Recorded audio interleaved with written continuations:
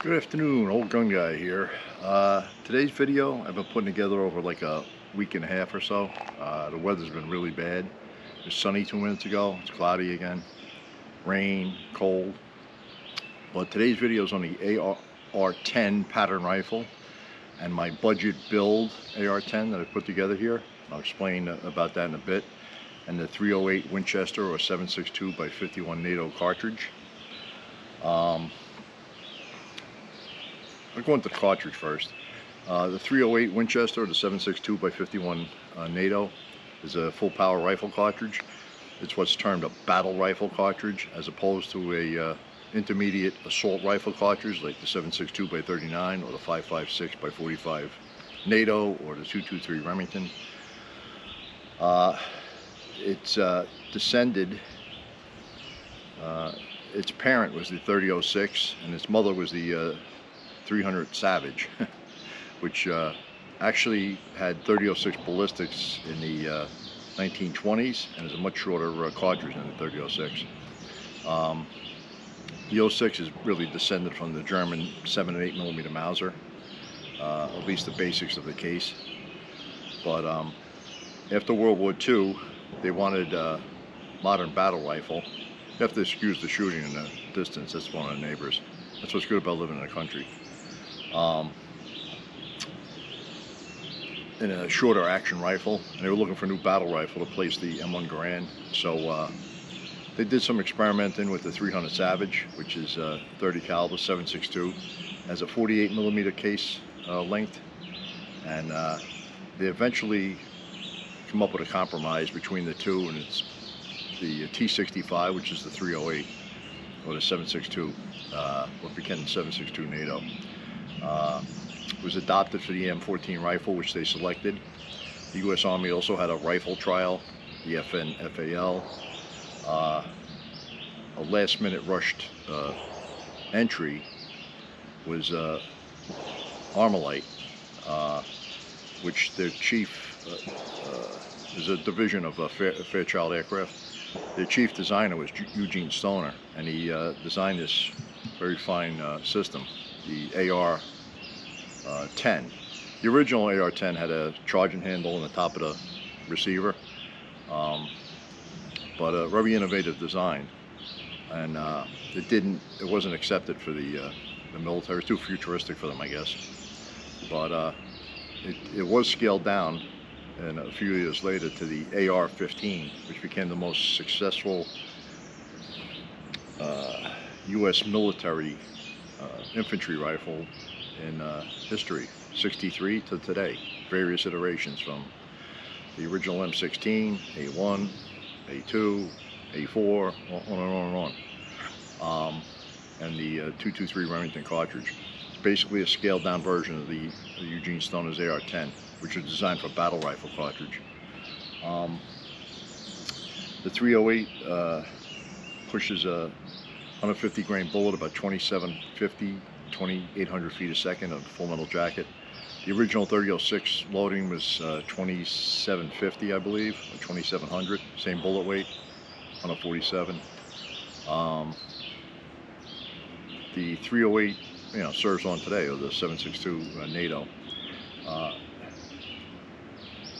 The civilian version, the 308 Nato, the 308 Winchester is rated at about 62,000 psi max chamber pressure, and the 7.62 Nato about 60,500.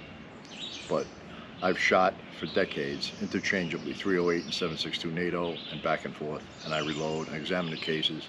Never ever seen a problem ever, and it is not a problem. But some people like to make controversies, but I use them interchangeably, the term.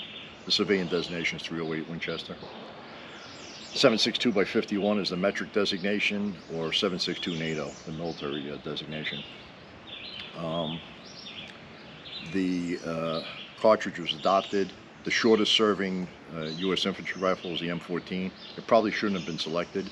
I have a civilian M1A1. I like shooting it, but there were better choices. This would have been one of the better choices if they let it get it refined a stage or two. The AR-10 or the FNFAL. I think that's a better rifle than the M14, which is a blasphemy. but easy to clean, easy to maintain, field strip,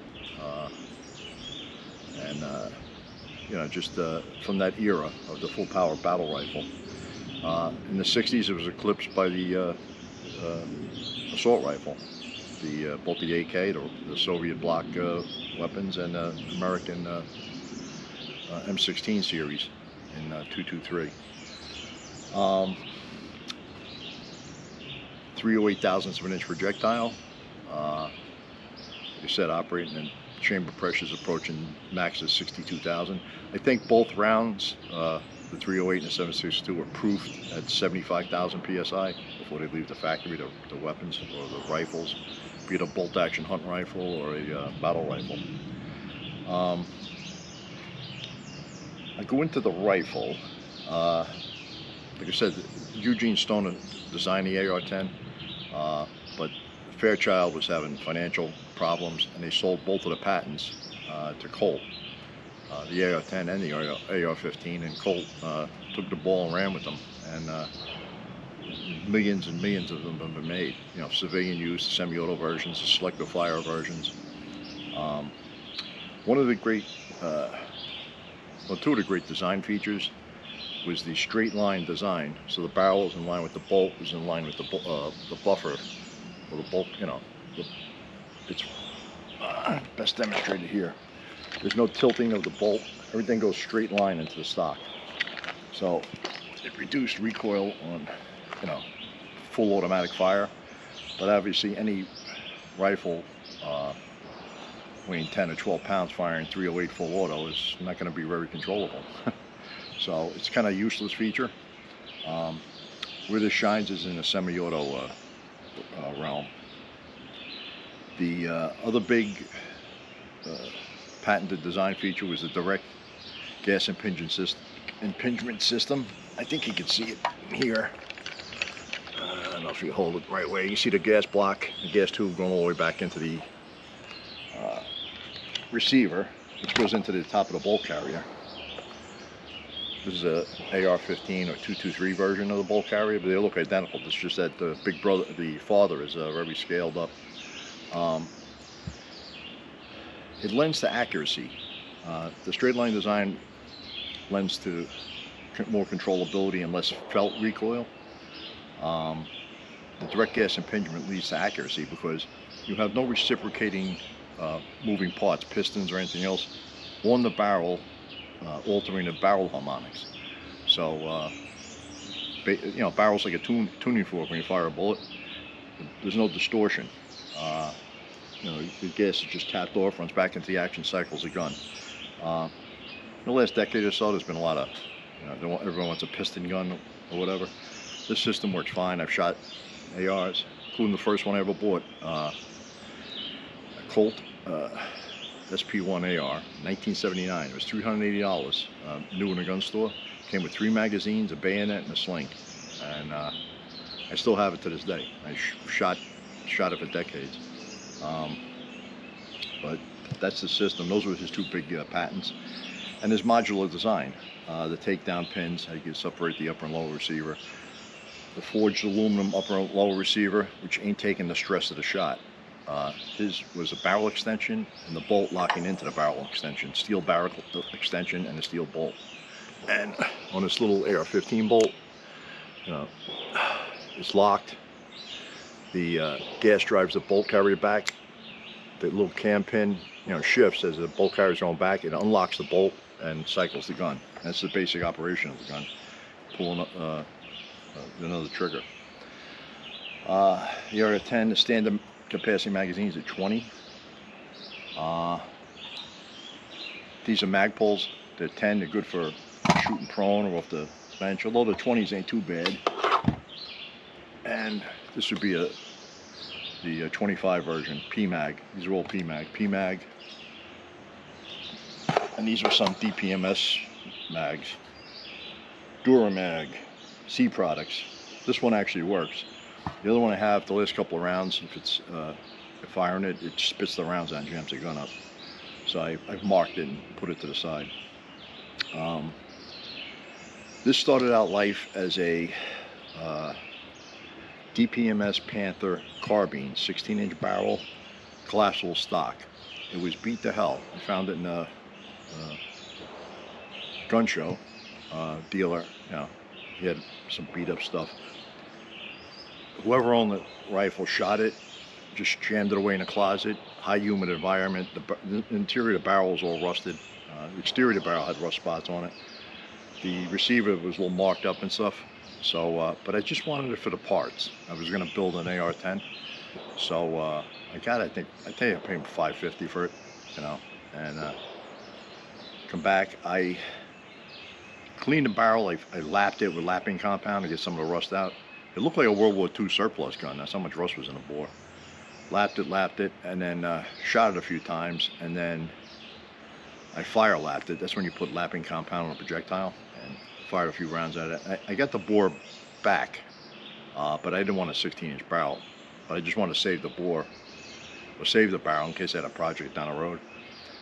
So I pulled the barrel, the regular standard carbine 4-stock, and I pulled off the carbine stock and the buffer, and I put it in a rifle. I had a rifle buffer laying around, but I go from the front to the back.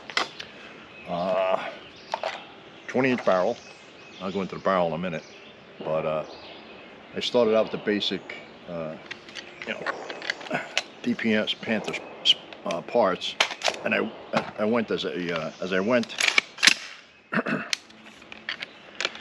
I started adding things as I, you know, continued this little project. The rifle as it stands weighs 12 pounds. Well, with the magazine I just pulled out, it was 12 pounds exactly. Scope mount, barrel, magpul, bipod. But at the very front, I got a 2-chamber muzzle brake, and it actually works quite effective, and it was pretty inexpensive. I think it was Strike Industries. I think I got it from Midway. It was like 40 bucks. And when I shoot this, I can actually see the hits downrange, because I don't lose the sight picture because they ain't jumping around that much. The barrel is a 20-inch Criterion 1 in 10 twist. I think it weighs 2 pounds 9 ounces. It's got their M118 LR chamber, I guess long range chamber. It's not a super high-end barrel, but it ain't a cheap barrel. And I think that was $390. No, $380, I'm sorry. I wrote these things down. I'm trying to go from memory. I put this M-lock, you know, skeletonized free float handguard on the rifle after I installed the barrel, and set it up. The carbine barrel, I you know, I put preservative grease in, you know, the clean barrel I had, and you know, I put that away in storage for another day. Magpul bipod works real good. I'm real happy with it. Swivels, you know, legs extend pretty good. That's in one of the M-lock slots. Got a QD attached sling swivel. So we're up to, like, I think it was $125 for this. Probably up to probably $1,000 into the rifle at that point. This point forward. The scope I had laying around. It's a Burris full field 4, 2.5 by 10 power. So it's a 4 multiplication. So 2.5 to 10. 42-inch objective. It's illuminated. It's got illuminated reticle, but it's like a modified German post. It's crosshair, a little bit above the crosshair, another aiming point, and then you have the aiming point that you can light up, and the it's got range holdovers, 200, 300, 400 yards. Basically ballistically matched to like a 308 or 3006, and it works real good on this. Nice and clear glass. I've had good luck with these scopes. Like I said, I don't want a $5,000 scope on a you know, budget build here, and you don't have to spend a lot of money sometimes to get a good performance, and that's kind of been my philosophy tinkering around with guns over the years. You don't have to, you know, break the bank. It's in a Burris pepper mount and set up. The receiver was kind of scratched and nicked. That's why I decided to do the whole thing rattle can camo paint job. Come out pretty decent. Works pretty good. Got a little cheek pad on it. And I removed the carbine stock. I put a full A2 rifle buffer and spring assembly. I actually had this laying around, so it really didn't cost me anything. If I had to buy it, yeah, then $100, maybe $1,300 invested in this rifle. All told. It shoots pretty good. I mostly shoot, you know, 308 ball, 147 ball. This is PMC. It's so-so. It's not the best accurate stuff. I have some South African ball. It's from 1981. I've shot that before. It shoots pretty good. But I got a lot more of this PMC laying around, so I shoot that. When I do the shooting test, I'm going to do a little bit of a couple of match rounds out of this. And then if I do my part, it really, the rifle's a bolt gun with the accuracy. 168 grain Sierra Match Kings, Federal Gold Medal matches, an older box. This is the newer box. So I do that. Let me pull a bolt carrier out to show the difference. The similarities between the two. There we go.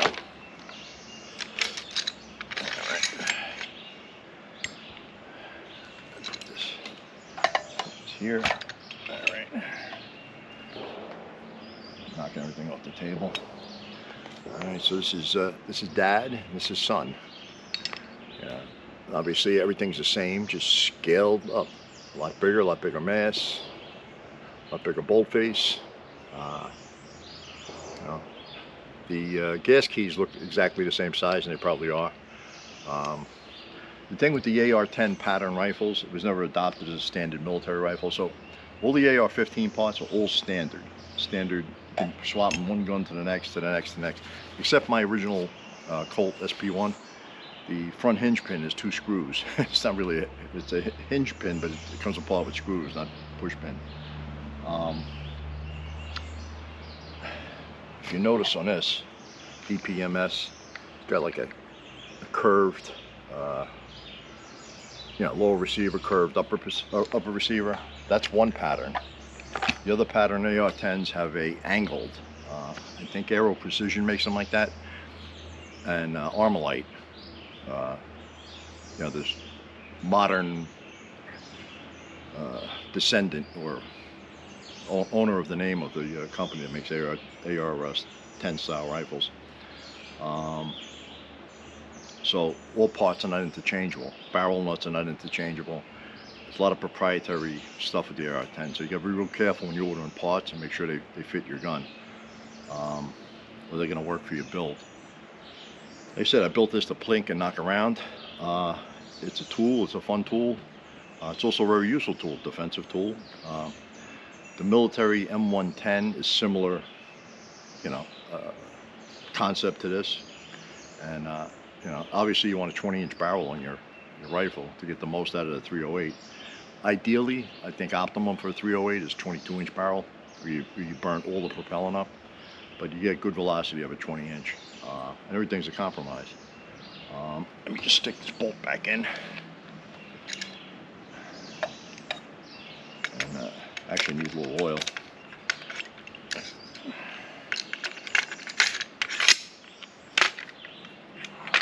There we go. Get the legs out and stand it up. But it's I shoot mostly ball with it. For this shooting demonstrations, I'm going to do accuracy test. I already shot the accuracy test the other day. I had a little bit of brief, nice weather like this.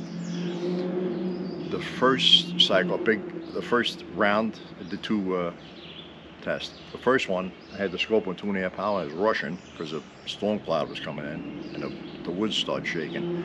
You don't be in the woods when the wind's blowing, because I've seen trees come down. I don't get flattened by one of them. I rushed the shots, so I'm going to include that footage. That's the first one. The second one, I had a nice patchy day like this on a different day, and it wasn't as cold out, and I made sure the scope was on 10 power, and because I set the camera in motion, you got to run down 100 yards through the woods. It ain't like on flat ground. I'm jumping over rocks and stream running through the middle of the thing. And I shot the two groups. Shot the PMC ball, 147 grain, and the federal gold medal match. And the federal gold medal match is basically, like I said, a rival bolt gun. Only 3-shot groups because ammo's expensive, and this is just a hobby for me. I'm not getting subsidized by anybody, and I'm a one-man show. But I like the way the gun shoots. So I shoot some steel plates, 100, 150, and 220 in my range here.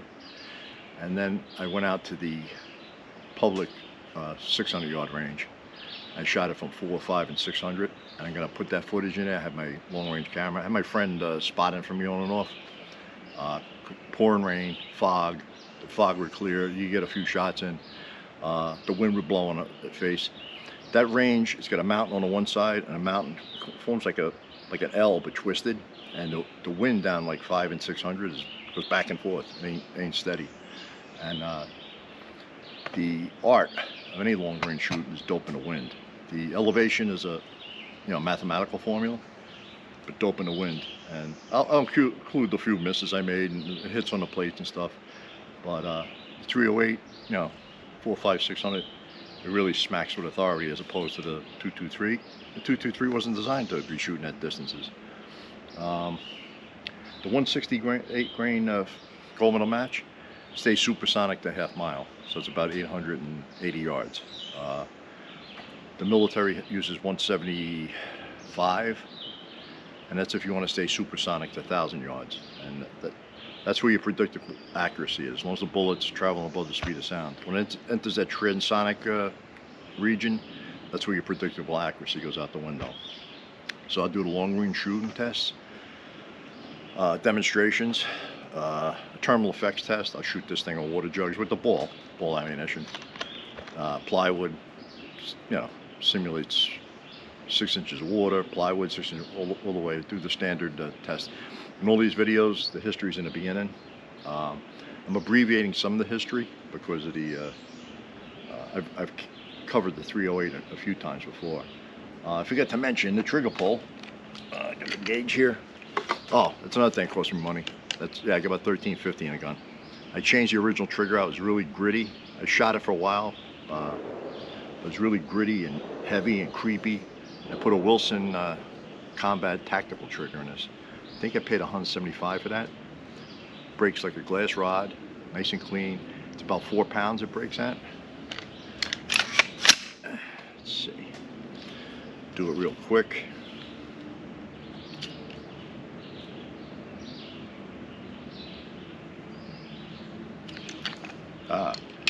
Helps if you take the safety off. Reset that. All right.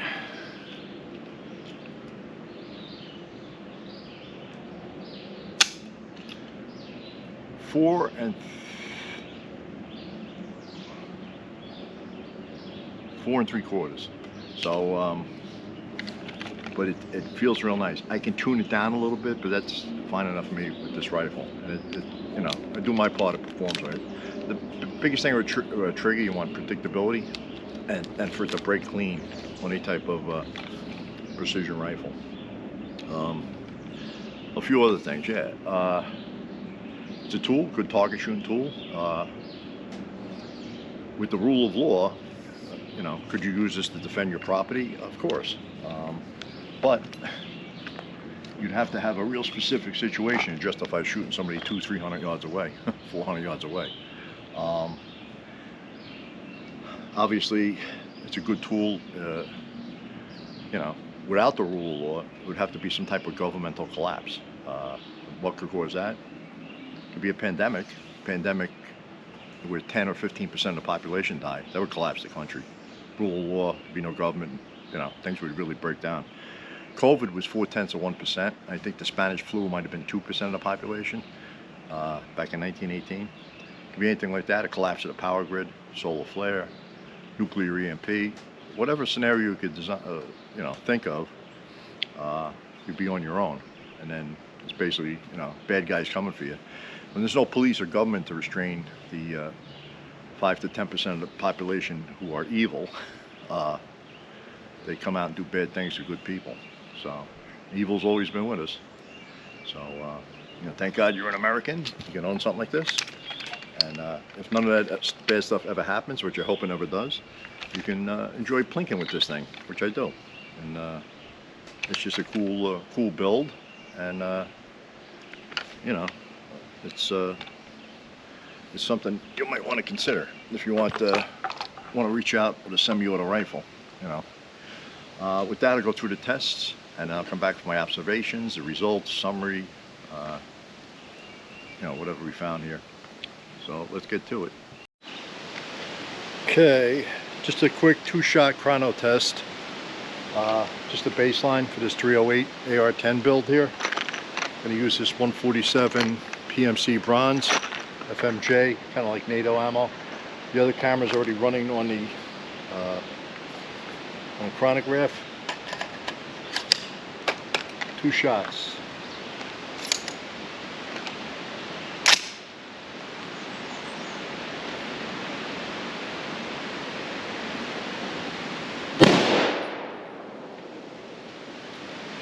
So 2784, 2764.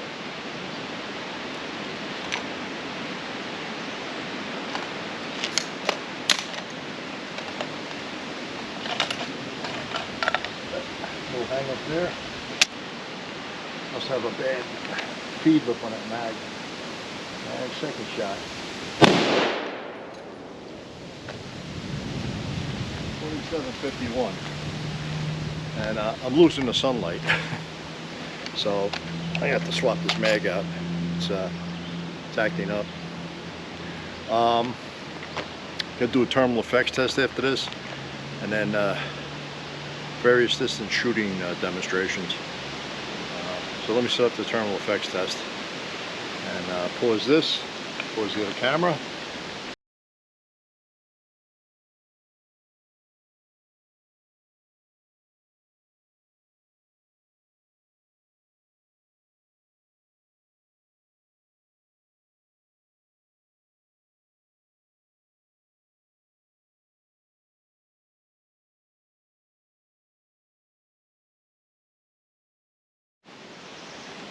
Okay, going to do my thermal effects test on this 308 Winchester. Just standard NATO ball. This PMC bronze, 147 grain, full metal jacket boat tail. Let me just get the rifle, put my ears on. I'm going to set the other camera running. It's in slow motion mode. Okay, getting ready to take the shot.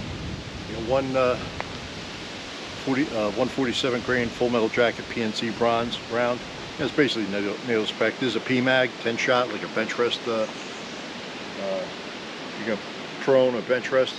This is nice. It doesn't stick down that far. 5 jugs of water, 6 inches of water each. The first one has an aiming dot on it. They're all numbered because they're going to vaporize some of them. 6 inches of water, 3/4 inch sheet of plywood, 6 inches of water. A witness board, just like some fiber board. See if the bullet's flipping. Another jug of water, another 3/4 inch piece of plywood, another jug of water, another 3/4 inch piece of plywood. 3 3/4 inch sheets of plywood, and 30 inches of water, and a witness board tucked in there. So we're gonna go take the shot. Got my ears on. Make sure I'm in camera here.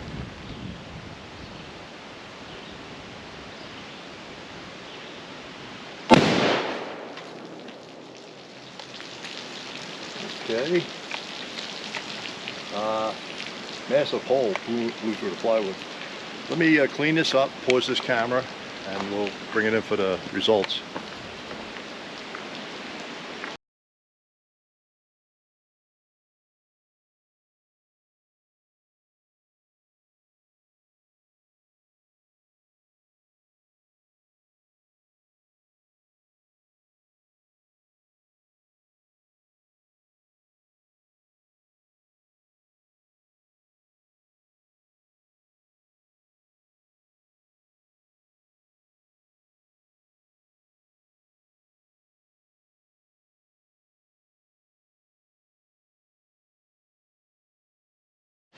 Okay, we're back for the autopsy.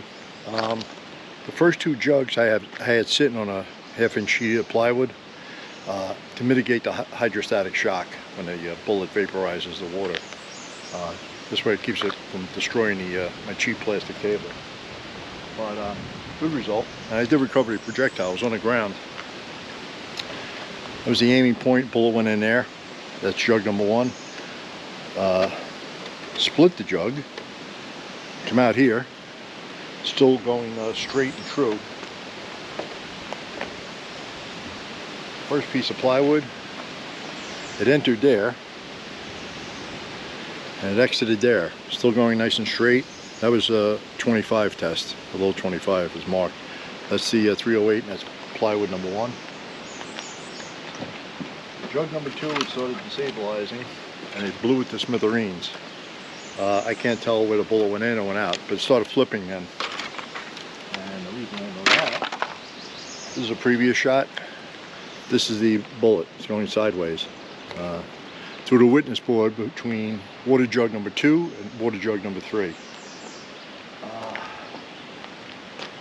clipped at water jug number four, just on the side. It was tracking off to the right, and it missed the second piece of plywood. These were previously shot. I had it set up on this side and missed it. But it did hit. You can tell it's going kind of sideways, and the third piece of plywood hit and bounced off. The fifth jug was fine. There was no punctures. But this is the 147 grain full metal jacket round, flattened out, and you know, it's sideways to collapse. That's pretty much what the full metal jacket rounds do. They'll start tumbling after a certain point in the water. The 223-556 tends to tumble a lot quicker. This drilled straight through the one jug and the first piece of plywood, and then violently come apart. So that's 762 Nato 308 FMJ. That's a good result. That'll be it for the terminal effects test. I'll cover anything in the summary. I'm going to do accuracy test with the ball, and I might throw a couple of match rounds in there, two different aiming points, and shoot some steel on my range out to 220. I'll rapidly engage the plates, and then I plan on going out to, if the weather holds up, to the public range near here. It's out to 600 yards, and I'll shoot this rifle from 4, 5, and 600. The 300 yard targets in that range are way up on a hill in the woods, and very hard to film, but my long range camera could pick up the 4, 5, and 6 on the regular range. So I'll take some shots there using just ball ammo. That's all this rifle is, you know, basically set up for. All right, that'll be on to the next demonstrations. Okay, gonna do a little 100-yard accuracy test here. Got a target down there with two aiming points. It's previously shot, but it was a 22 long rifle, and the holes are patched up.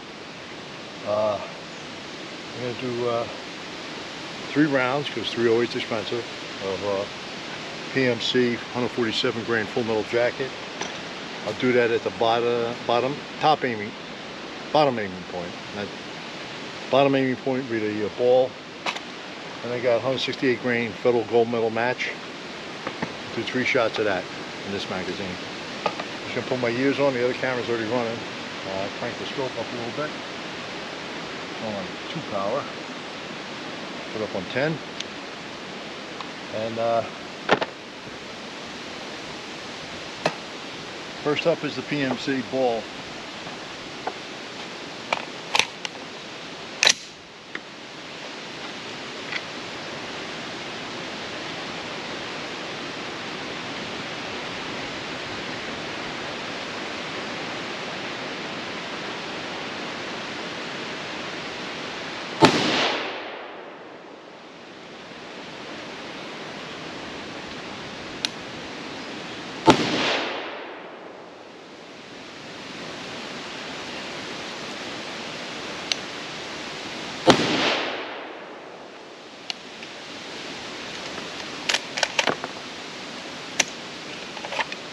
I had 4 in there. I'm not going to shoot 4 though. I'll save that for comparative recoil test.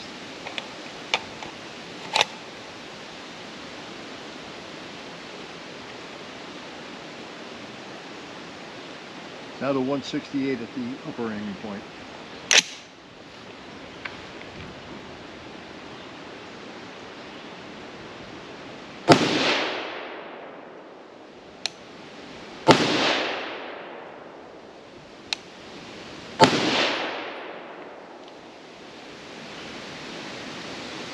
Okay, let's pause this. I gotta go get the other camera and the target, and I'll be back.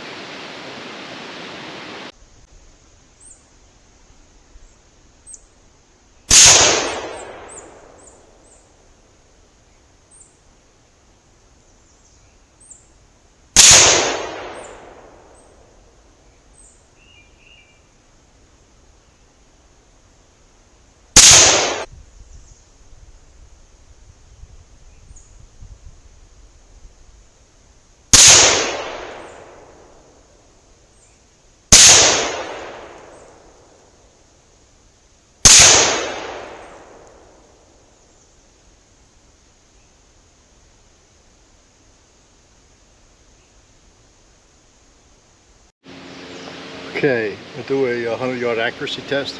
We got a target down there. I'm going to shoot at the aiming points on the right side.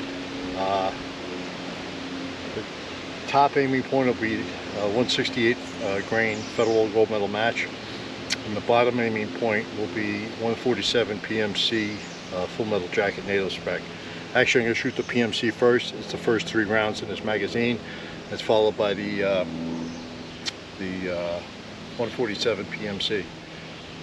Get the other camera running. It's about to, there's a storm about to blow in here.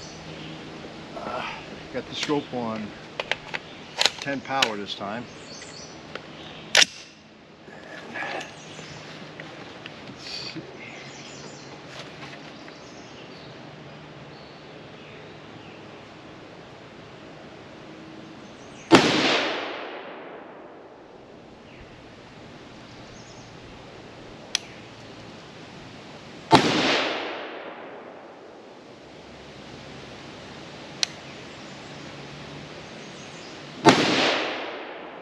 Now for the upper right aiming point with the Federal gold medal match.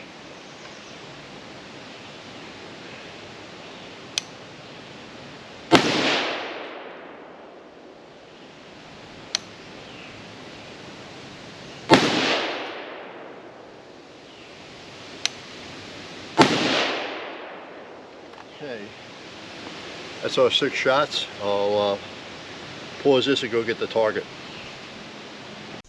Okay.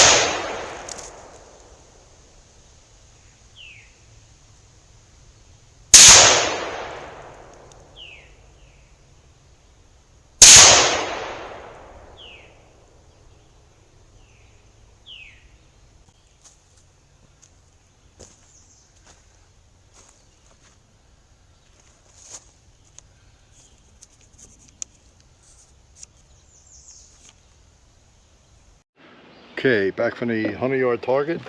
This is the PNC, my first shot. First 2 and a flyer. I got that in the last group too on 2 power the scope. This is on 10 now. This is a gold medal match. There's actually 2 bullets through the same hole, so that's half MOA there. Obviously, you got a point of impact shift with the different bullet weight and the different load, but you know, this is, you know, standard ball. So with the flyer, you're talking about 3 MOA.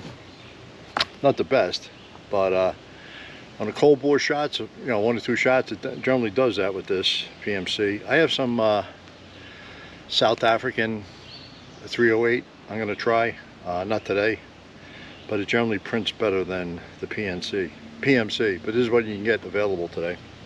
So the prior accuracy demonstration, big storm blowing in, I had a rush and I forgot to lift the scope on 2.5 power. This at 10, you can resolve the little aiming points a lot better. So that'll be it for this little test, and on to the next thing. Okay, set this other camera going.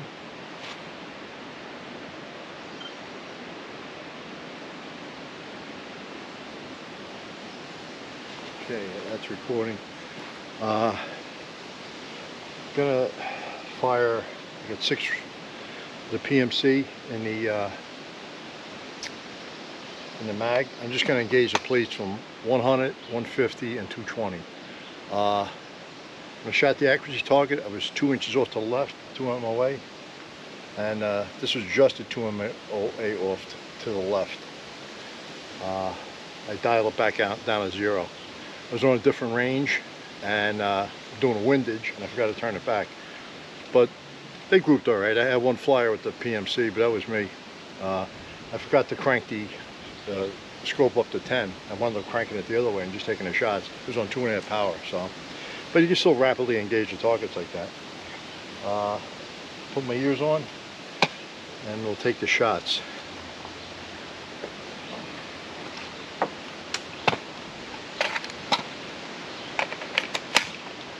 I think I'll go out to the 220 first.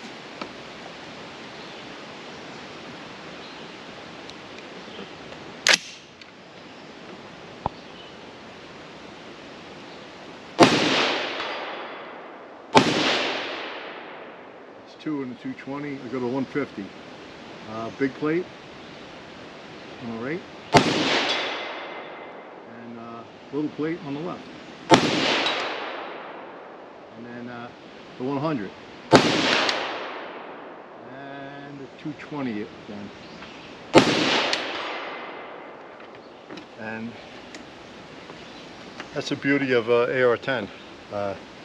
Accurate to fast engagement. I think I'll do a comparative energy with a 223 on the plates, and comparative recoil the same, and that'll be it for this. And I'm going to try and get out to the 600-yard range and shoot this. Shoot this on the long range, 4, 5, and 600. And on to the next. I think I'll go out to the 220 first.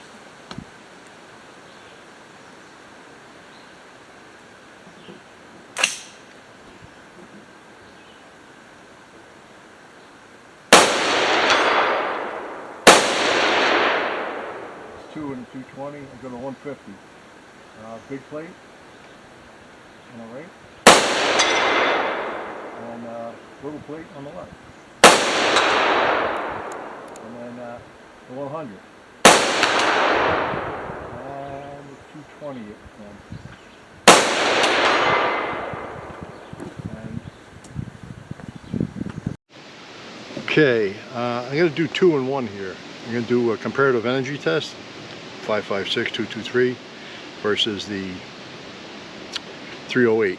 They're both being fired at a 20-inch barreled ARs, a 20-inch barreled AR-15 for the 223, and a 20-inch barreled 308 for the AR-10. Center plate will be the 223, and the right plate will be the 308. I got the other camera running. I have this camera on me to show the recoil. There's really not much recoil on that AR-10. Straight line design. Takes up the recoil of the 308 pretty good. But first up, the 223 Winchester 55 grain full metal jacket.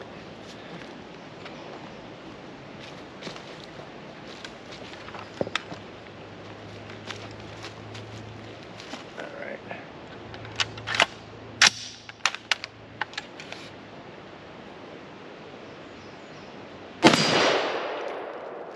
That's the 20-inch AR.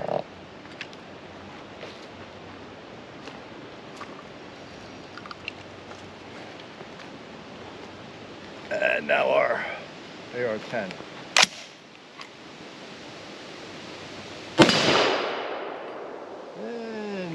308 snap the strap.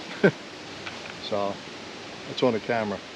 That'll be it for our comparative recoil and our comparative energy test of ballistic pendulums.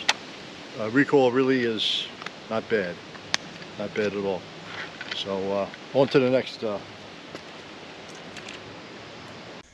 Alright, comparative energy 223 center plate, that one's already beat up, and the 308 from the AR-10 on the right plate. Camera's running. Yep.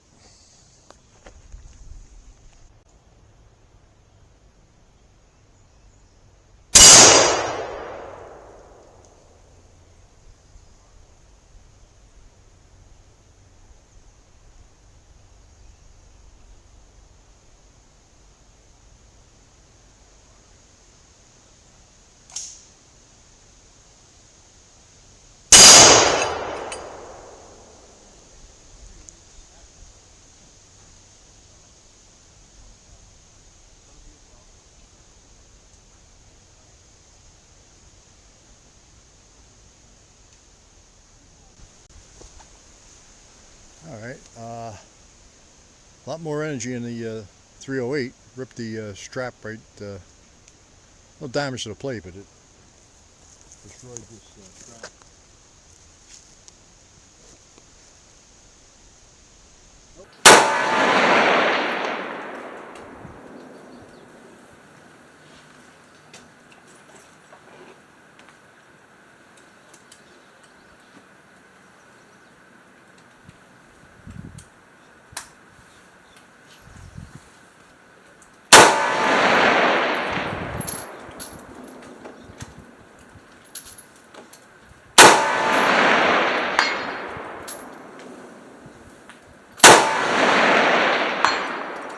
That's a hit at 4. Hit something, I can hear it. 400. I can see it. Yeah, that's on a 400. Now let me see 500.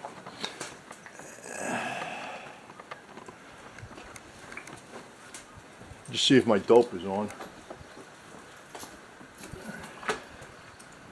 We got 500. Spotter up at 5.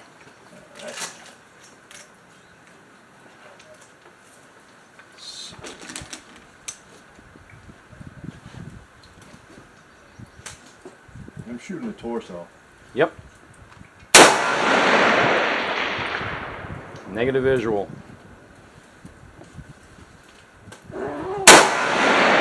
Okay, about 3 inches over his head to the left-ish. Okay.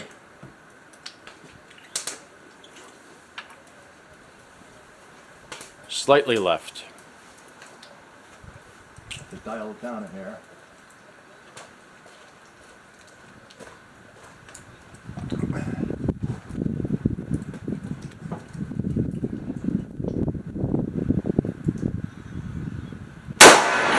Impact. Left rib. Okay, that's on the money.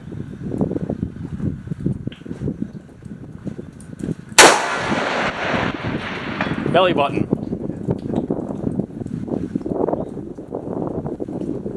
C is 600. AR-10. Fire's dying.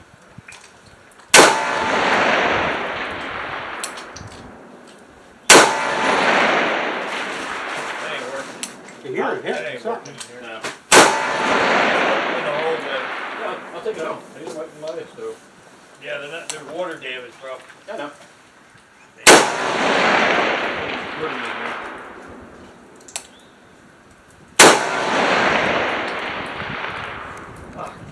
You got that one? You shoot at the big one? Yeah. It's moving. Yeah, I see it moving. Which one you aim for, Ed? Torso.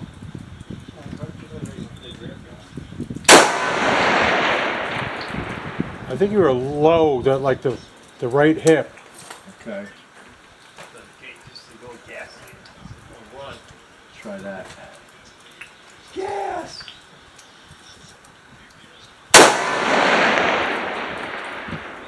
Couldn't tell.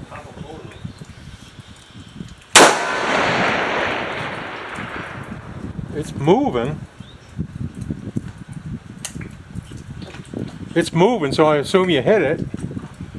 I couldn't see where though. It's almost like this glass looks foggy. Yeah, it's hard to see out there.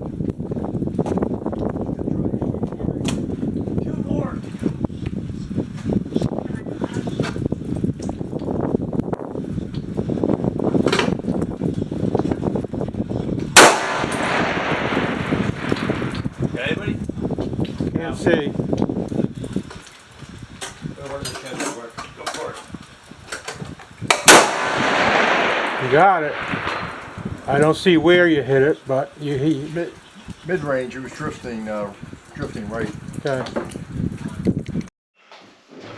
Okay, back for a summary on my little 308 AR-10 rifle build. Inexpensive, pretty inexpensive anyway. I tallied everything up. It was $13.65, including the cost of the base gun, which I still got some parts left over from. Not including the scope, that's separate. I think I got this scope on sale for, might have been 300 and change. Clear glass, repeatable adjustments, and you got an illuminated aiming dot. Just a nice compromise, you know. You're gonna build a budget rifle, you want decent glass, but you don't want to be spending $3,000, $4,000, $5,000. Put a knife force on something like this. You could, if you're a rich kid, and I've been a working stiff my whole life, so I see value. Just to go over the gun, Criterion barrel, M118 LR chamber, 4 grooves, 1 in 10 twist, chrome lined, double chamber muzzle brake, I think Strike Industries. I think this is Midway handguard, this M-Lock. It was about $100 or $120. A2 buttstock and buffer was installed. Wilson tactical trigger, that was $170 at the time. And Magpul bipod, very useful. And an inexpensive sling here. I think this was surplus, yeah, U.S. surplus, the U.S. stamped on it. Just to top it off. Did the tests, the demonstrations, velocity, just 2 shots, you know, pretty basic for 147 ball. PMC, 147 full metal jacket boat tail. The average of the 2 shots was 2,750 feet a second. And 2481 foot-pounds of energy. Pretty standard. I pretty much shoot ball out of this. The PMC ball is so-so. There's better full metal jacket ammunitions. I only put this together last year, the end of last year. I only shot it once on that long range that's in the video here, but that was in 92 or 95 degree weather. And in this video, shooting the 4, 5, and 600 yard targets, it was raining, windy, very windy, and it was about 45 degrees out, very damp and nasty out. In the one clip, you actually can see the rain, but my friend who was spotting for me just lost all the targets because at a higher magnification, the moisture in the atmosphere just wipes out the scope and you can't see anything. But with a lower power scope, max power is 10 power in this, you can see. Did the accuracy test, 2 targets, 3 and 3. Storm blowing in again. I filmed this over several days. I was jumping back and forth. I could get like a half hour of decent weather to run out there, run down a 100 yard line, put the camera on the target, run back. And the first set, I was rushing it. I didn't realize the scope was on 2.5 power. And then when I realized it was, when I took the first shot or 2, I just let the string go. So I put both accuracy tests in. I reshot it another day. This here is that's number 2. This is the first one. We use these targets, but this was the PMC. You know, you tube about 1 inch and a flyer. And I get that quite often with the PMC. And fellow gold medal match, Probably me, aiming error. Both of these are high and to the left because I shot the long range stuff before I did this. So I forgot I didn't set the turbo spec to 0. So that was my bad. The second accuracy test, I put it on 10 power and I wasn't as rushed. So they're both in there. That's the PMC, same thing. A little over, it's about 1 3/4 MOA if you them 2 shots and then that shot. However, the Federal Gold Medal match is that's less than half an MOA. There's 3 bullets in them 2 little holes there. And if you watch the video of the close-up on this, you can see they're basically going through the same hole, 2 of the bullets. And that was factory stuff. In fact, I was shooting this older stuff. This is probably 15 years old. It's the same stuff as the new box, just different box. So Federal Gold Medal match, 168 grain Sierra Match King. Any kind of distance shooting, that'll stay supersonic to just about 875, 880 yards. That's where its accuracy is. The like old tools, great plinking gun. A lot more versatile than an AR in that you can use it in states that allow semi-autos. You can hunt just about any game animal run around North America, depending on your bullet choice. The 308's useful bullet weights are 110 to 200 grains, but you could use this for you're shooting elk or deer, mule deer, moose. I won't want to have to shoot a big bear with it, but if you're far enough away, place your shots, it would get the job done. Did the 2 accuracy targets, did the comparative recoil. Basically, 12-pound rifle, semi-auto, 308, not much recoil, not much felt recoil. I fired it in comparison with a 20-inch barrel AR-10, a very old one. That's next to nothing. I did it both testing them, one shot ballistic pendulums and a comparative recoil. So I had the camera on the pendulums I was shooting, and the 308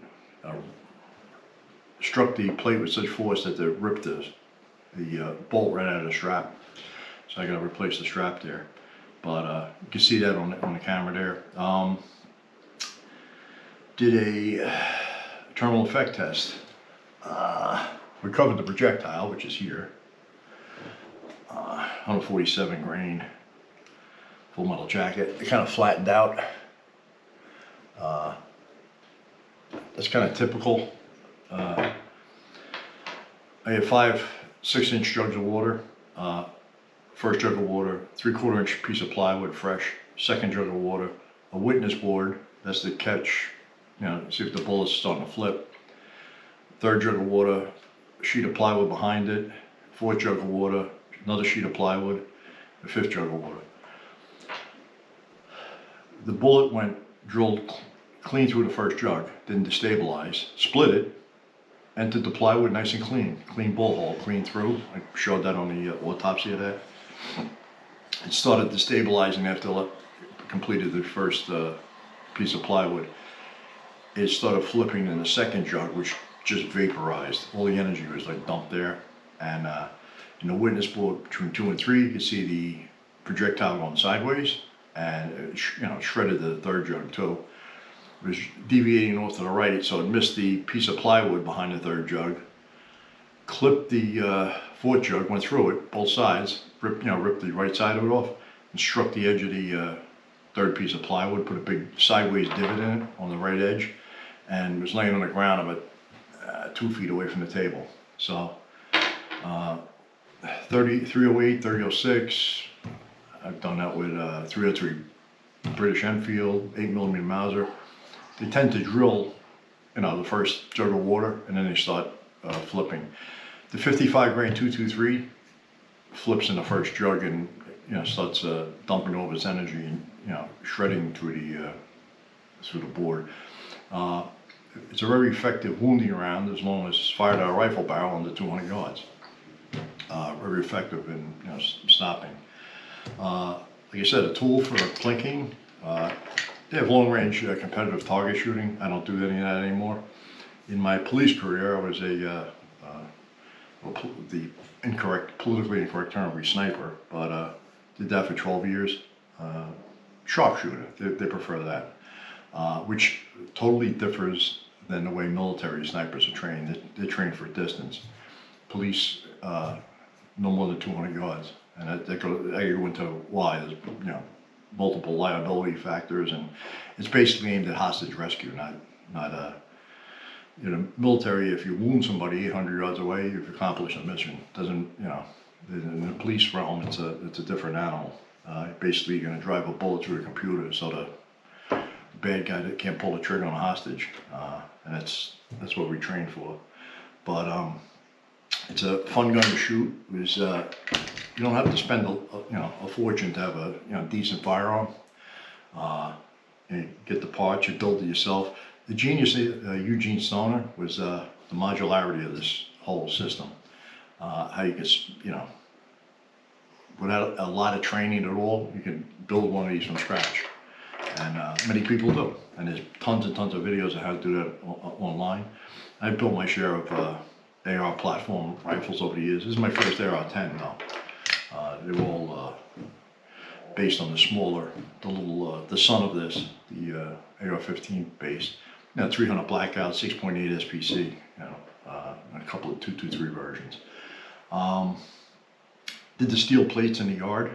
My range goes out to 220. I think I fired 6 shots. Bing, bing, bing, bing, bing. You hit them all day long, as quick as you want.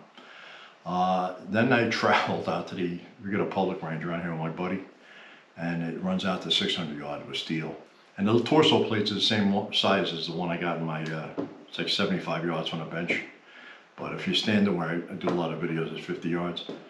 It's only like, 15 inches tall and maybe 12 inches wide.